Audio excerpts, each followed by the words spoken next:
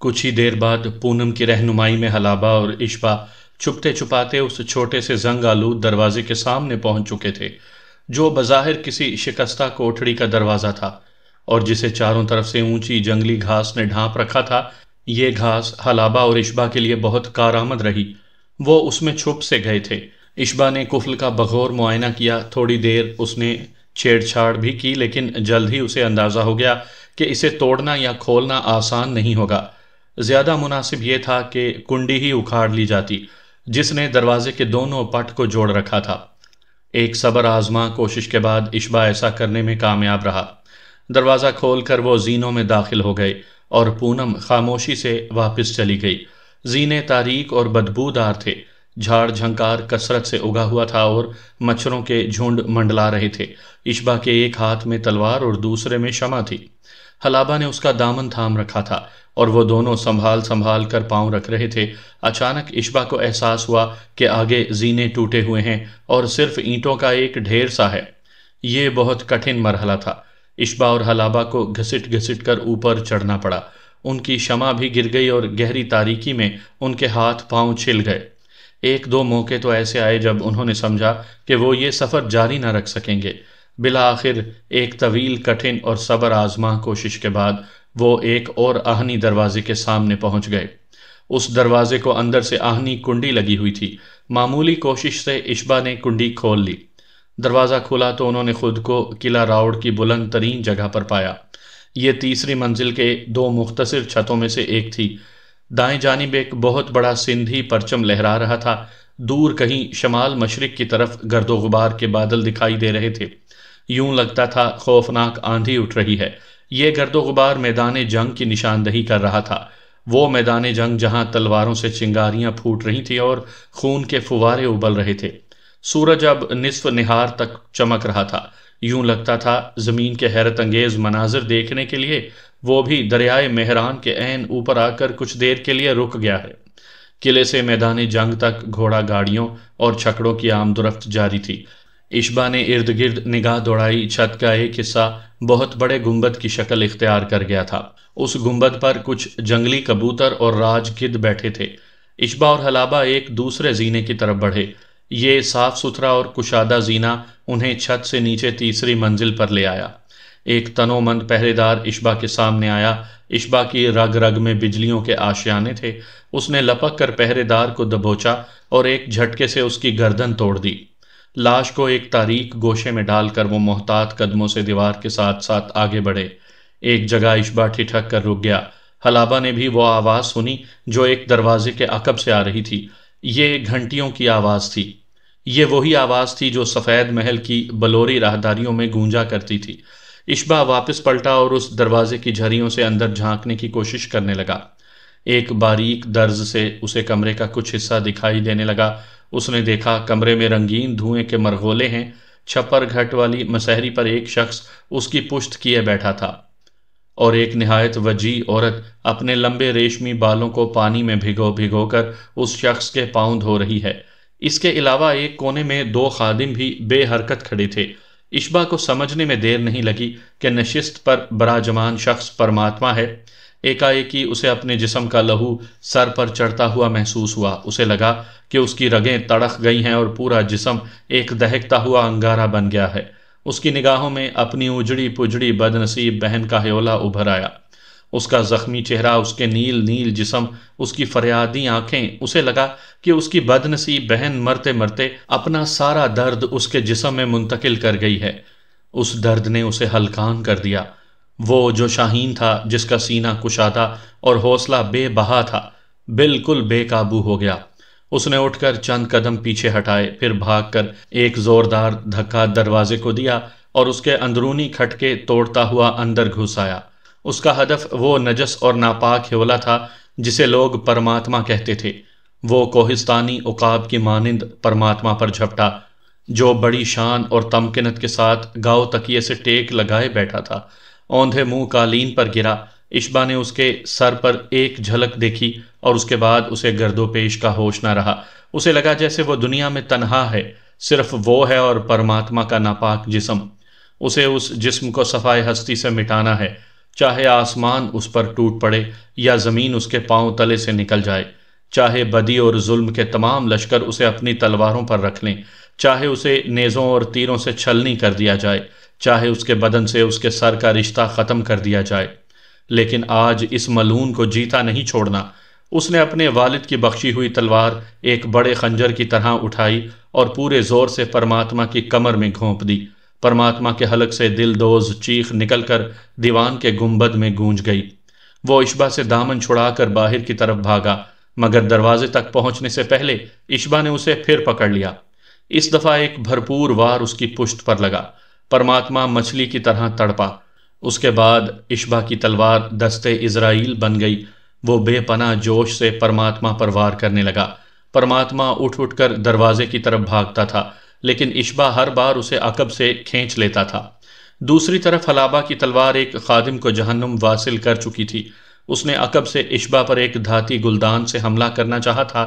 باقی دونوں نہتے خادموں کو حلابہ نے تلوار سے دھکیل کر ایک بغلی کمرے میں بند کر دیا تھا۔ پرماتما کے خوفناک قتل کا منظر دیکھ کر خادمہ لڑکی پر سختہ طاری ہو چکا تھا، اور وہ اپنے بھیگے بال ہاتھ میں لیے ایوان کے وسط میں پتھر کی طرح ساکت کھڑی تھی، نہ چیخ رہی تھی نہ بھاگ رہی تھی۔ اشبا کی تلوار ہر طرف خون کے چھینٹے اڑا رہی تھی۔ یکا یک حلابہ کو راہداری کی طرف سے بھاگتے قدموں کی آوازیں آئیں۔ داہر کے پہرے دار پرماتما کی مدد کے لیے آ رہے تھے۔ حلابہ نے دوڑ کر وہ دروازہ بند کر دیا جس کے اندرونی کھٹکے کو توڑ کر اشبا اندر داخل ہوا تھا۔ دروازے کے 2 کھٹکے اور بھی تھے، یہ زیادہ مضبوط تھے۔ حلابہ نے انہیں چڑھا دیا اور وزنی مسحری کو چند بالشت گھسیٹ کر دروازے کے سامنے کر دیا۔ جب اس نے مڑ کر دیکھا، پرماتما کا کام تمام ہو چکا تھا۔ اس کے جسم پر اتنے زخم تھے کہ پورا جسم زخم زخم دکھائی دے رہا تھا۔ دیواروں پر اس کے ناپاک لہو کے چند چھینٹے اور قالین پر قیمتی لباس کی دھجیاں تھیں۔ وہ اشبا کے قدموں میں بے حس و حرکت پڑا تھا۔ کون کہہ سکتا تھا کہ چند لمحے پہلے یہ شخص پوری رونت سے زندہ تھا؟ اس کے چہرے سے ریشمی نقاب کھسک چکا تھا اور سامنے دانت ٹوٹے نظر آ رہے تھے۔ اس کا چہرہ مسخ ہو رہا تھا۔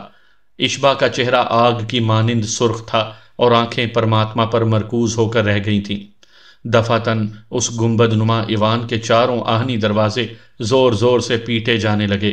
گنبد کے اندر ایک تلاطم برپا ہو گیا۔ چیخ و پکار سن کر داہر کے پہرے دار چاروں طرف سے اکٹھے ہو کر آ گئے تھے اور آہنی دروازوں کو پیٹ رہے تھے۔ کبھی یہ شور تھم جاتا اور کبھی پھر تیز ہو جاتا تھا۔ اشبا نے سوالیہ نظروں سے حلابہ کو دیکھا، جیسے پوچھ رہا ہو، کیا مرنے کے لیے تیار ہو؟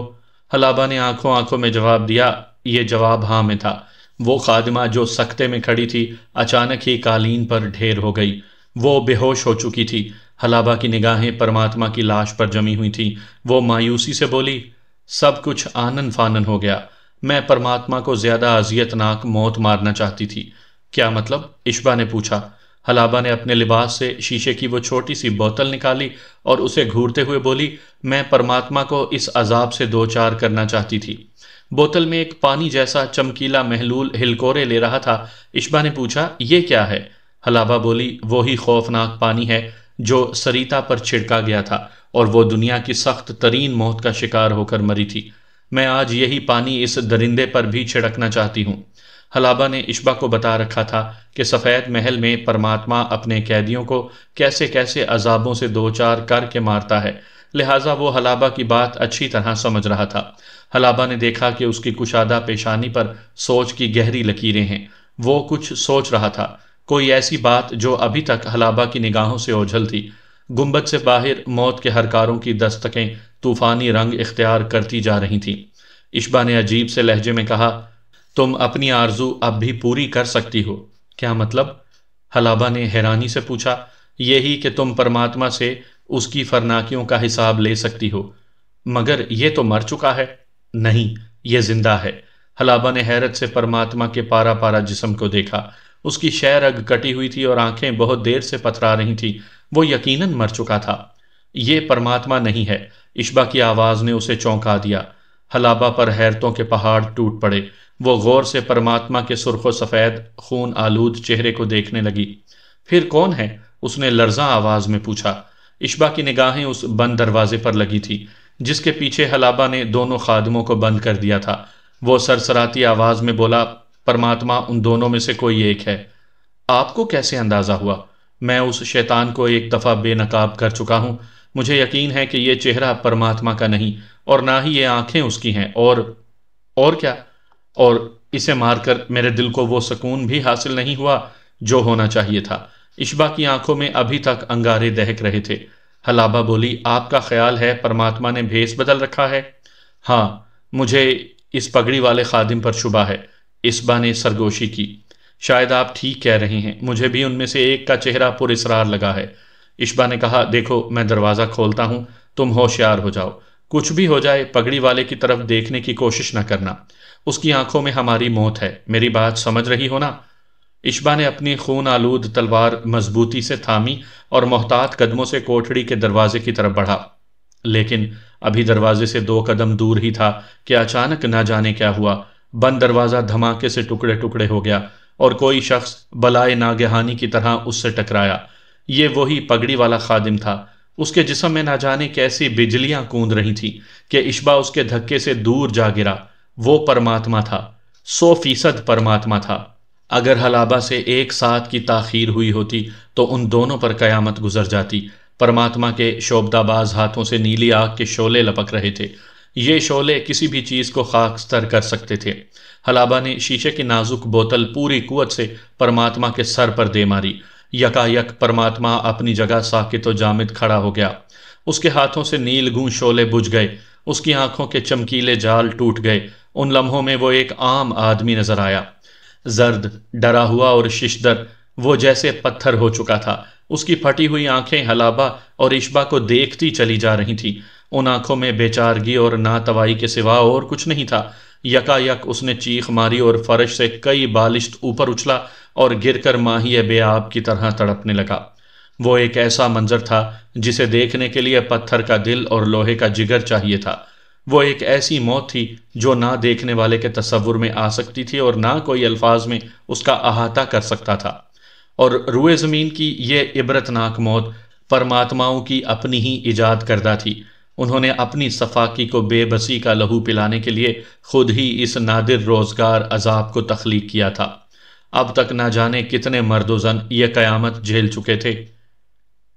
ان سب بد نصیبوں کی آہوں کے طفیل آج پرماتماؤں کی نسل کا آخری شیطان خود اس قیامت کی زد میں آ گیا تھا۔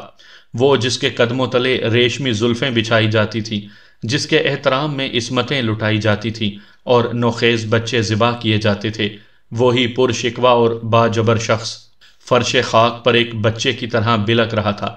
اس کی تیز چیخیں گونج کر شور محشر برپا کر رہی تھیں۔ اس کے آبلہ آبلہ جسم کی وحشی تڑپ کو کسی عمل سے تشبیہ دینا ممکن ہی نہیں تھا۔ وہ ذلت اور دیوانگی کا وہ رقص تھا جو نہ آنکھ میں سماتا تھا اور نہ ذہن میں۔ حلابہ کے سنسناتے ہوئے ذہن میں سریتا کی موت کے تمام ناقابل فراموش مناظر تازہ ہو رہے تھے۔ ایکا ایکی پرماتما کا منحوس بدن پھولنا شروع ہوا، پھولتا گیا اور پھر دھماکے سے پھٹ گیا۔ ناپاک گوشت کے خون آلود چیتھڑے دروازوں اور دیواروں سے جا چمٹے۔ اس منظر کی تاب نہ لا کر حلابہ نے بے ساختہ اپنا چہرہ اشبا کے سینے میں چھپا لیا۔ وہ اسی طرح کھڑی رہی اور روتی رہی۔ اس کا دل چاہ رہا تھا کہ وہ کبھی اپنی آنکھیں دوبارہ نہ کھولے۔ گنبد کے آہنی دروازے سے باہر سینکڑوں فوجی جمع ہو چکے تھے۔ انہوں نے اس گنبد کو پرماتما کے لیے محفوظ ترین پناہ گاہ سمجھا تھا۔ اب یہی محفوظ پناہ گاہ انہیں اشبا اور حلابہ سے دور رکھ رہی تھی، مگر کب تک؟ تھوڑی دیر میں ان دروازوں کو ٹوٹ جانا تھا۔ ان کے خون کے پیاسے لشکریوں کو ہتھیار چمکاتے اندر گھس آنا تھا۔ وہ دونوں کہاں تک ان کا مقابلہ کر سکتے تھے؟ اشبا نے ایک بار پھر بولا، حلابہ مرنے کے لیے تیار ہو؟ حلابہ نے اس کے سینے سے لگے ہوئے اسبات میں سر ہلا دیا۔ کتنی بے فکری تھی اس کے انداز میں۔ دونوں کے ہاتھوں میں تلواریں مضبوطی سے دبی ہوئی تھیں اور وہ چاروں میں سے کوئی ایک دروازہ ٹوٹنے کا انتظار کر رہے تھے۔ یکا یک یہ شور قیامت تھم گیا۔ دروازوں پر کلہاڑیوں اور ہتھوڑوں کی ضربیں معدوم ہو گئیں۔ کچھ اور ہی طرح کی چیخو پکار سنائی دینے لگی۔ یوں لگا کچھ لوگ دروازے پیٹنے والوں کو پکار کر بلا رہے ہیں۔ ہر طرف بھاگو دوڑو کی صدائیں سنائی دینے لگیں۔ اشبا اور حلابہ اپنی جگہ خاموش کھڑے رہے۔ وہ اسے تائید غیبی کے سوا اور کیا کہہ سکتے تھے؟ موت انہیں چھو کر گزر گئی تھی۔ معلوم نہیں ان دروازوں سے باہر کیا ماجرا ہوا تھا۔ جب کافی دیر گزر گئی اور انہیں یوں محسوس ہونے لگا کہ پورا قلعہ خالی ہو گیا ہے تو انہوں نے اپنی جگہ سے حرکت کی۔ اشبا کی سمجھ میں نہیں آ رہا تھا کہ کمرے میں رنگین دھوئیں کے مرغولے کہاں سے امڑے چلے آ رہے ہیں۔ یہ ہفت رنگ دھواں اب اتنا گہرا ہو چکا تھا کہ دروازوں کا پتہ چلانا بھی مشکل ہو رہا تھا۔ تھوڑی سی تگ و دو کے بعد حلابہ اور اشبا دھوئیں کے ماخذ ڈھونڈنے میں کامیاب ہو گئے۔ کمرے کے دو مختلف کونوں میں چھلنی کی طرح باریک باریک سوراخ تھے۔ ان سوراخوں کے دوسری جانب کوئی کیمیائی مادہ سلگ رہا تھا جس سے دھواں کمرے کی طرف آ رہا تھا۔ اشبا نے ایک کپڑے سے ان سوراخوں کو ڈھانپ دیا۔ جلد ہی کمرے میں موجود دھواں ہوا کے ذریعے باہر نکل گیا۔ جو ہی کمرے کی فضا صاف ہوئی، اشبا کو کمرے میں ایک تیسرا خادم نظر آیا۔ وہ خوف سے سہما پھٹی پھٹی نظروں سے اشبا اور حلابہ کو دیکھ رہا تھا۔ اشبا پر خون سوار ہو رہا تھا۔ اس نے تلوار کے ایک ہی وار سے اس کا سر تن سے جدا کر دیا۔ پھر وہ حلابہ کو لے کر دروازے کی جانب بڑھا۔ احتیاط سے دروازہ کھول کر وہ دونوں باہر نکلے۔ راہداری سنسان تھی، صرف ایک دیوار کے ساتھ ٹوٹی گردن والا تن و من پہرے دار بے سدھ پڑا تھا۔ اشبا نے حلابہ کا ہاتھ تھاما اور بھاگتا ہوا کشادہ زینوں کی طرف بڑھا۔ تیسرے چوتھے زینے پر ہی اسے پونم نظر آ گئی۔ اس کا چہرہ اندرونی جوش سے سرخ ہو رہا تھا۔ اس نے اشبا اور حلابہ کو اپنے پیچھے آنے کا اشارہ کیا۔ ایک منزل نیچے اتر کر وہ ان دونوں کو لے کر ایک دوسرے زینے پر آئی اور پھر ایک چور راستے سے گزر کر سیدھی استبل میں پہنچ گئی۔ قلعے کے وسیع و عریض استبل میں اب چند ایک کمزور اور زخمی گھوڑوں کے سوا اور کچھ نہ تھا۔ پونم نے سرگوشی میں کہا، سردار اشبا، مسلمانوں کی فوج جیت رہی ہے۔ ابھی تھوڑی دیر پہلے میدان سے داہر کا بیٹا جے سیا پہنچا ہے۔ وہ سخت گھبرایا ہوا تھا۔ اس نے قلعے میں موجود ہر سپاہی کو لڑائی میں شامل ہونے کا حکم دیا ہے۔ یہاں موجود سب لوگ چلے گئے ہیں، بس 8-10 سپاہی رہ گئے ہوں گے یا زخمی خادم وغیرہ۔ آپ بتائیے، آپ کی مہم کا کیا بنا؟ اشبا نے کہا، الحمدللہ ہم کامیاب رہے ہیں۔ پونم نے لرزتی آواز میں پوچھا، تو کیا پرماتما؟ ہاں، حلابہ نے جواب دیا، اس کی لاش تیسری منزل کے گنبد میں پڑی ہے۔ پونم نے ناقابل یقین نظروں سے حلابہ اور اشبا کو دیکھا۔ اشبا نے جلدی سے آگے بڑھ کر 3 نسبتاً بہتر گھوڑے منتخب کیے اور پونم سے پوچھا، بتاؤ اب کس طرف نکلنا ہے؟ پونم جلدی سے گھوڑے پر سوار ہو گئی اور ان دونوں کو پیچھے آنے کا اشارہ کیا۔ استبل کے عقبی دروازے سے نکل کر وہ فصیل کے ساتھ ساتھ گھوڑے دوڑاتے قلعے کے بڑے دروازے تک پہنچے۔ لکڑی اور لوہے کا بلند و بالا دروازہ کھلا ہوا تھا اور قلعے سے نکلنے والوں کے لیے کوئی رکاوٹ نہیں تھی۔ پونم نے ایک سندھی جھنڈا کھول کر ہاتھ میں تھام لیا اور وہ تینوں سرپٹ گھوڑے دوڑاتے قلعے سے نکل آئے۔ قلعہ راوڑ سے 2 فرلانگ کے فاصلے پر اشبا نے اپنا گھوڑا روکا اور مڑ کر قلعے کی طرف دیکھا۔ اس کی نگاہیں قلعے کی تیسری منزل پر جمی ہوئی تھی۔ وہ کہنہ سال گنبد خاموش کھڑا تھا جس کے پیٹ میں پرماتما کی مسخ شدہ لاش پڑی تھی۔ ظلم اور درندگی کی صدیوں پرانی کہانی ختم ہو چکی تھی۔ اس آخری موت کے ساتھ وہ خان وادہ ناپید ہو چکا تھا جس کا ہر فرد آنکھوں میں صفاق طاقت لے کر دنیا میں آتا تھا۔ اشبا نے اپنا رخ موڑا۔ دور کہیں شمال مشرق کی طرف میدان جنگ سے اٹھنے والی گرد انہیں اپنی طرف بلا رہی تھی، پکار ہی تھی جو کھینچ رہی تھی۔ سورج اب ان کی پشت پر پہنچ چکا تھا۔ انہوں نے گھوڑوں کو ایڑ لگائی اور حتی الامکان رفتار سے دریائے مہران کی طرف بڑھنے لگے۔ 10 رمضان المبارک کا سورج اپنا 3/4 سفر طے کر کے مغرب کی طرف جھکا ہوا ہے۔ دریائے مہران کے مشرقی کنارے پر حق و باطل کا مارکا عروج پر ہے۔ ہر طرف ہتھیاروں کی جھنکار ہے، خون کے فوارے ہیں اور نعروں کی گونج۔ دونوں طرف سے پورے لشکر لڑائی میں شامل ہو چکے ہیں۔ لگتا ہے آج فیصلہ ہو کر رہے گا، یا اجالوں کو تاریکیاں نگل لیں گی یا ایک کبھی نہ ڈھلنے والا سورج طلوع ہو جائے گا۔ لڑائی میں اتنی شدت ہے کہ بیشتر لشکریوں کی تلواریں ٹوٹ چکی ہیں۔ وہ اب خنجروں اور پیش قبضوں سے لڑ رہے ہیں۔ گروہوں کے گروہ ایک دوسرے سے گتھم گتھا ہیں اور میدان جنگ ایک تلاطم بے امان کی زد میں ہے۔ اشبا، حلابہ اور پونم ایک جانب سے بھاگتے ہوئے آتے ہیں اور اس پرآشوب سمندر میں 3 قطروں کی طرح گم ہو جاتے ہیں۔ اسلامی فوج کے خاص صف شکن مجاہد محمد بن قاسم کی قیادت میں ایک زوردار ہلہ بولتے ہیں اور لاشوں پر لاشیں گراتے ہوئے دشمن فوج کے قلب میں جا گھستے ہیں۔ یہی وہ وقت ہے جب اسلامی فوج کے عقب سے منجنیق زن ایک زوردار حملہ کرتے ہیں۔ ان کے پھینکے ہوئے پتھر میدان جنگ کے اوپر سے گزرتے ہوئے سندھی فوج کے عقب میں گرنے لگتے ہیں۔ یہ ایک کاری ضرب ہے۔ اس ناگہانی آفت سے دشمن کی صفوں میں کھلبلی مچ جاتی ہے۔ لشکر کے عقب سے ایسی چیخ و پکار بلند ہوتی ہے کہ لگتا ہے سینکڑوں کافر اپنی پیاری جان سے گزر گئے ہیں۔ مسلمانوں کے جوش میں اضافہ ہوتا ہے اور وہ کچھ اور پیش قدمی کر کے داہر کے ہاتھی کے سامنے آ جاتے ہیں۔ محمد بن قاسم کی صدا بلند ہوتی ہے، شہادت یا داہر کا سر۔ اس کی آواز گونج بن کر قرب و جوار میں پھیل جاتی ہے۔ توحید کے پروانے شوق شہادت میں ڈوب کر اور لبوں پر کلمہ طیبہ سجا کر آگے بڑھتے ہیں۔ مد مقابل دستوں کے چھکے چھوٹ جاتے ہیں، وہ فصل کی طرح کٹتے ہیں اور کائی کی طرح پھٹتے ہیں۔ ان کے پاؤں جمنے سے انکار کر رہے ہیں اور ان کے بازو مزاحمت سے معذور ہو رہے ہیں۔ یہ یوم حساب ہے، یہ کرنیوں کے ظلم کا جواب ہے، یہ عمل مکافات ہے۔ اشبا کے پہلو سے ایک ہوشیار تیر انداز داہر کے ہاتھی پر آتش گیر تیر چلاتا ہے۔ یہ تیر ہاتھی کے ہوج میں آگ لگا دیتا ہے اور ہوج میں موجود خوبصورت کنیزیں چلاتی ہیں، ان کے چہروں پر ہوائیاں اڑ رہی ہیں۔ ہاتھی کا محاوت کو جنوبی سمت لے جانے میں کامیاب ہو جاتا ہے، مگر نصف فرلانگ بھی طے نہیں کر پاتا کہ اس کے اپنے لشکر سے ہی محمد بن قاسم کی جے اس کے نعرے بلند ہونے لگتے ہیں اور سندھی لشکر اس پر ٹوٹ پڑتے ہیں۔ یہ وہ دستے ہیں جنہیں دوپہر ہی سے داہر کی شکست کا یقین ہو چکا ہے اور انہوں نے رازداری سے اسلامی لشکر کی آنت کا فیصلہ کر رکھا ہے۔ اپنے ہی ہم وطنوں کو اپنے مقابل دیکھ کر منتشر ہندو لشکر کے حوصلے پست ہو جاتے ہیں۔ اب کوئی لمحہ جاتا ہے کہ وہ بھاگنے والے ہیں۔ داہر کا ہاتھی رخ پھیر کر شمال کی طرف جاتا ہے۔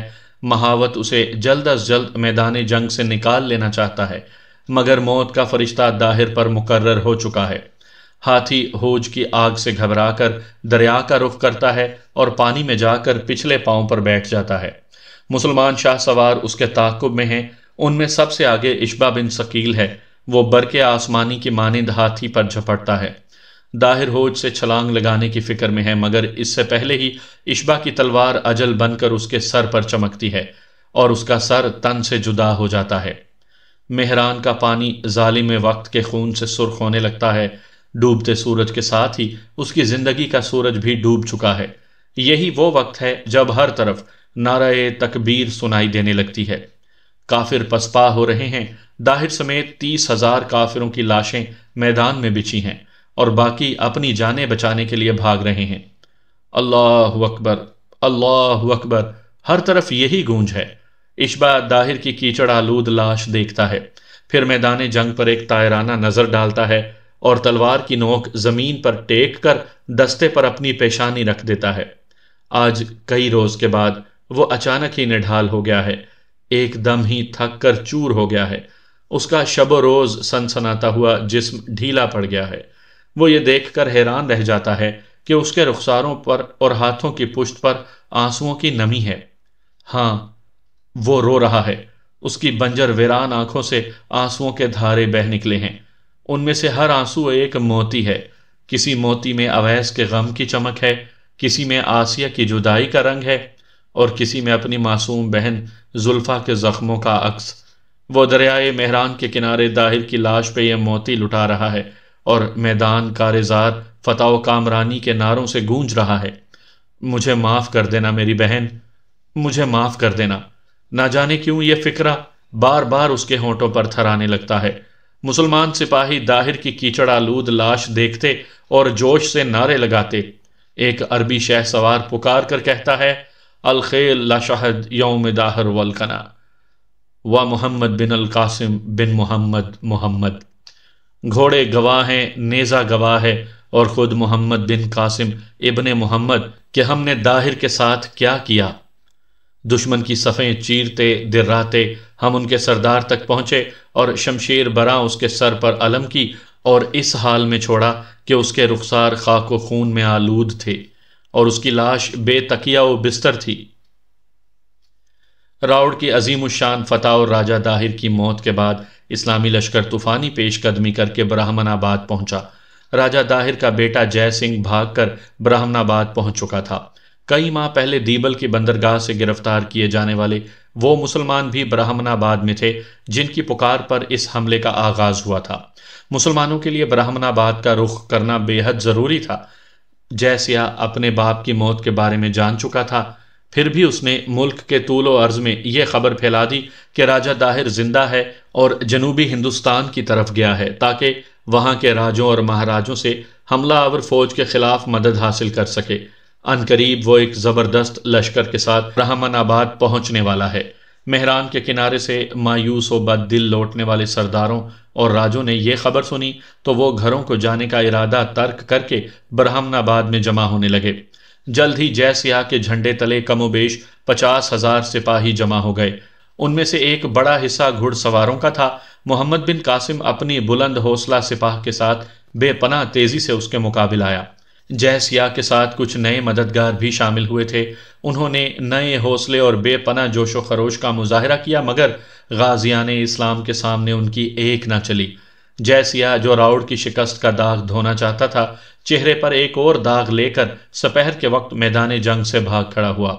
اس کے پیچھے اس کے 18,000 ساتھیوں کی لاشیں بچھی ہوئی تھیں۔ برہمن آباد کے محل میں داہر کی سب سے چھوٹی اور خوبصورت رانی بھی موجود تھی۔ اس کا نام لاڈھی تھا۔ وہ ایک نہایت سمجھدار عورت تھی۔ جنگ سے بہت پہلے اسے احساس ہو چکا تھا کہ داہر اور اس کے عیاش ساتھیوں کا یوم حساب آنے والا ہے۔ وہ مسلمانوں کی خوش خلقی اور اعلیٰ ظرفی کے بارے میں بہت کچھ سن چکی تھی۔ خاص طور پر سپہ سالار محمد بن قاسم کی غیر معمولی شخصیت نے اسے غائبانہ متاثر کر رکھا تھا۔ اس نے برہمن آباد کے محل میں محمد بن قاسم کا استقبال ایک فاتح کے طور پر کیا اور تسلیم کیا کہ مسلمانوں کی شاندار فتوحات میں ان کی بہادری کے علاوہ اعلیٰ اخلاق کا عمل دخل ہے۔ لیکن اس کے ساتھ ہی اس نے محمد بن قاسم سے درخواست کی کہ وہ یہاں سے آگے جانے کا ارادہ ترک کر دے اور دیبل سے گرفتار ہونے والے قیدیوں کو لے کر واپس چلا جائے۔ در حقیقت وہ نہیں چاہتی تھی کہ مسلمان آگے بڑھ کر ارور پر حملہ کریں۔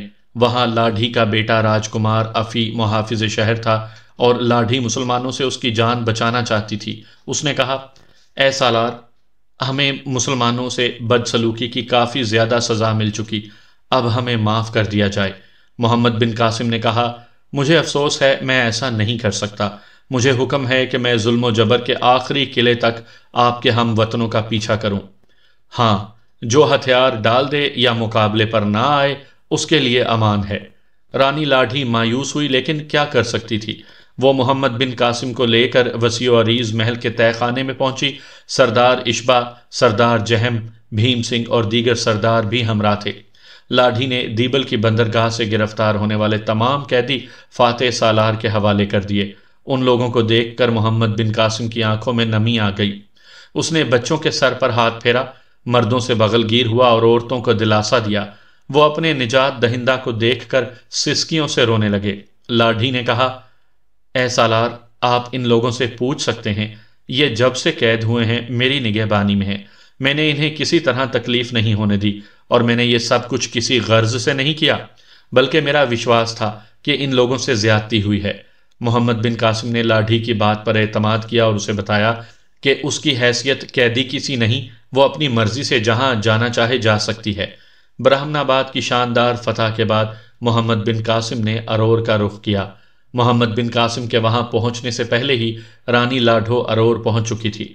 اس نے اپنے اکلوتے بیٹے کو سمجھایا بجھایا کہ مسلمانوں کا ستارہ عروج پر ہے اور ان سے ٹکر لینا مفت میں اپنی جان گنوانا ہے۔ راجکمار افی نے ماں کی بات ماننے سے انکار کیا اور شبہ کا اظہار کیا کہ وہ مسلمانوں سے مل چکی ہے۔ رانی نے چلا کر کہا، بے وقوف، تجھے اپنی ماں کے بارے ایسی بات کرتے شرم آنی چاہیے۔ یاد رکھ، جو دشمن لاکھوں سپاہیوں کو شکست فاش دے چکا ہے، اس کے سامنے تیرے 15-20 ہزار لشکری کیا کارنامہ انجام دے لیں گے۔